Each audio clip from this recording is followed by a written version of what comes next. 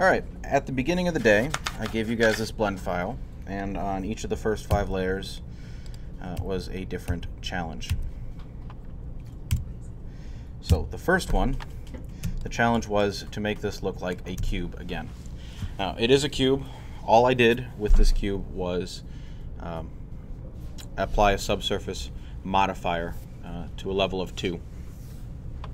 Now, if I tab to go into edit mode, you can see, in fact, that yes, the vertices are still in the shape of a cube. To make this look like a cube again, what you have to do is add control loops. So those are just edge loops that are used to define the shape and manage the subsurface modifier. So if I add in an edge loop right here and slide it over, already you can see that it's starting to define the shape a little bit better. So I'll add another one over here, and I'll come around to the side and I'll do the same thing. And let's see, which way did I not do this? From the top. No, wait, I did that one. There, from the front. Here and here. And now we have a cube again. And if I hit shade smooth, it just looks a little bit better. This is something you'll run into a lot as you start adding subsurface modifiers. You never want a super hard edge. Well, unless you're doing some game stuff where you need to preserve polygons. You don't want super hard edges because it's not realistic, and it can look really nice to have this slight edge to things, and it'll catch the light and make your renders look a little bit more believable. So that's the first one. The second one are 3 circles that I asked you to fill in with all quads. And I saw most of you found a really easy way to do it, which is mostly correct. So this first one, I'm going to go into edge select mode because it's just faster for me to select 2 edges than 4 vertices. Select 2 edges, fill in a face. 2 edges, fill in a face. Wait, did I do that right? I didn't do it right. I was, well, thank you. Yeah, so I'll undo that. Do the opposite ones. There we go. And now you've got an easy 4 quads. Oops. Okay. Filled in, all quads, simple. The next one is where I saw a lot of you guys not quite doing it right. Close, but not quite. So a lot of you just did this. Select the opposite ones and just keep filling in. I did it wrong again, didn't I? See, because you do it the wrong way from the start. The way that I do it, and the way that I want you to do it, is to keep your quads as close to square as possible. Because when you get to texturing, the textures won't distort as much. The shading will be smoother in general. So I fill in these 2 across from each other, added an edge loop in the middle. Now if we go into vertex select mode, fill that in, that,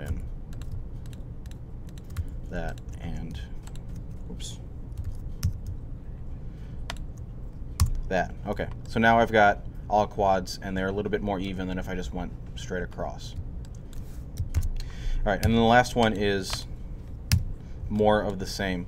It's just, you know, more vertices, more to handle. So I start by filling in the ones across. And I think I went 3 deep on each side.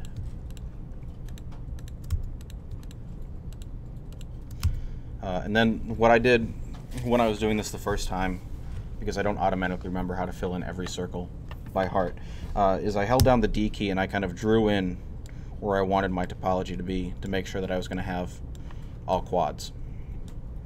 So, judging by this, I don't want this one, so I just need to add in 3 edge loops. I will turn that off, back in the top view, add in my 3 edge loops. Okay, and then finish filling it in.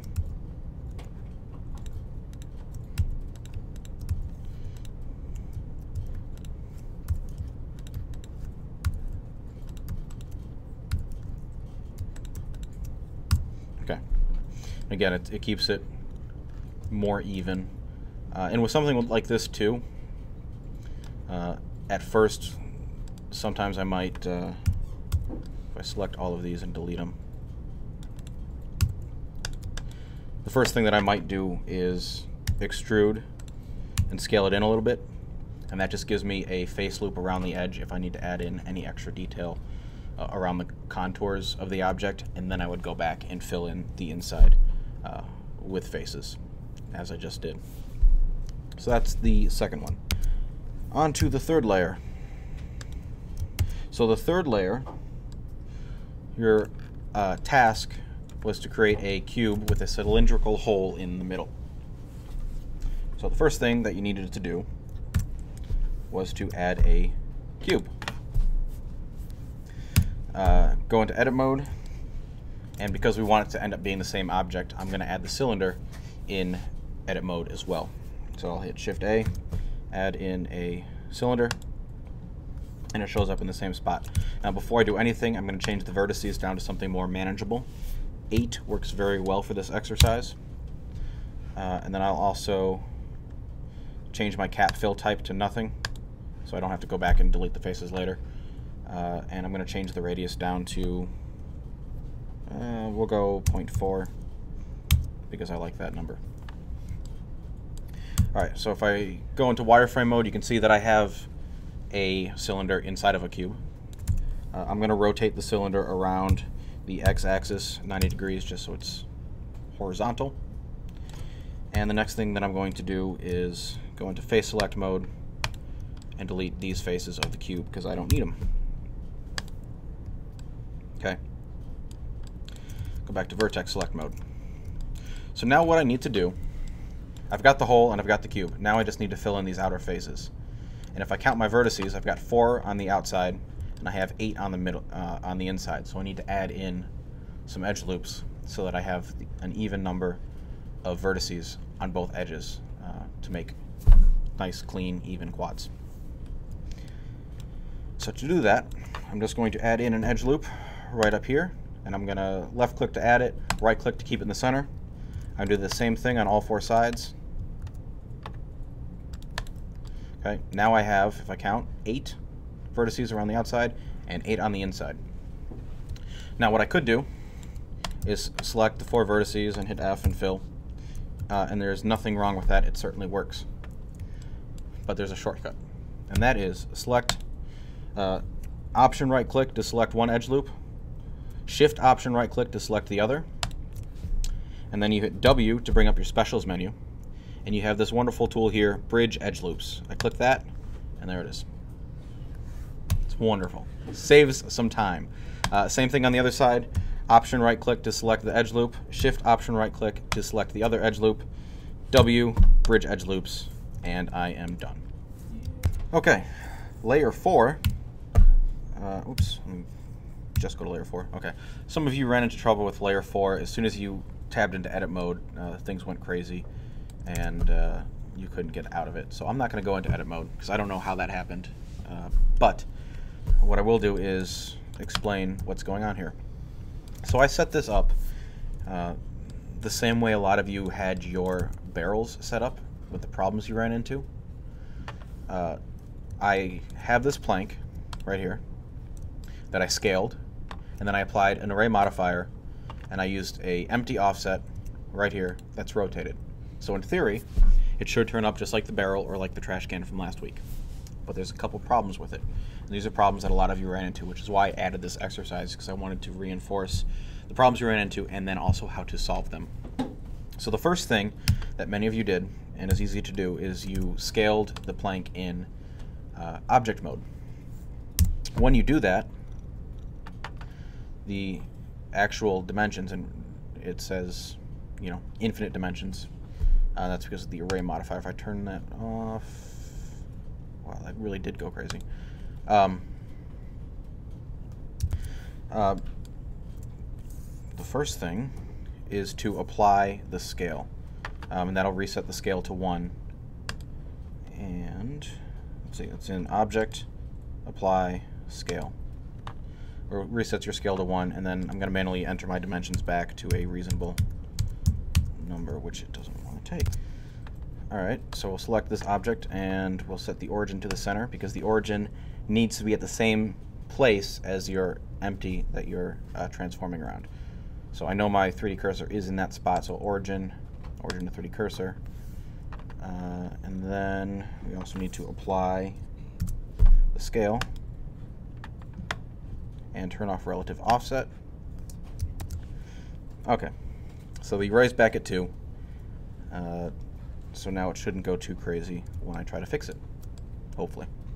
So there's a few things wrong with this. First, the plank was scaled in object mode, and when you do that, the relative scale gets messed up. And the way the array modifier works is it basically compounds that scale over and over again. So it was, before when it was at 36, it was doing it 36 times, which is why everything was getting screwed up.